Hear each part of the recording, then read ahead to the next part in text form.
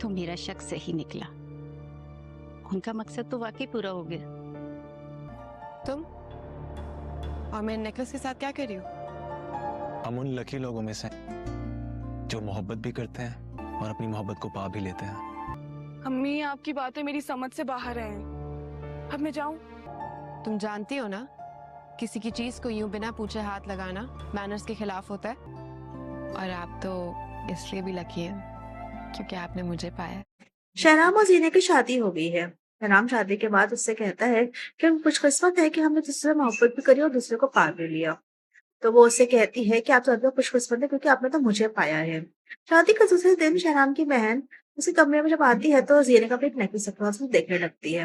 वो जीने वहां पर आती है, उसे कहती है कि तुमने मेरा नेकलेस क्यों उठाया, तुम उसको हाथ भी लगाया और तुम्हें किसी को मैनर्स नहीं है, किसी की चीज को भी उसकी चाहते पे बगैर हाथ नहीं लगाते हैं।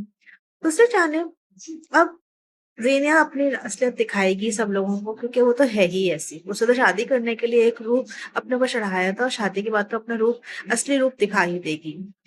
जबकि फरियाल की माँ जो है वो समझ चुकी है कि अब जो उसकी भाभी है वो उसको इस तरह से लिफ्ट नहीं करेंगे जिस तरह उन्होंने शादी के दौरान किया है, क्योंकि उन्होंने शहराम की माँ को ये बोला था कि ज़रार और फरियाल की शादी हमने तय कर दी है, जो कि नहीं हुई है।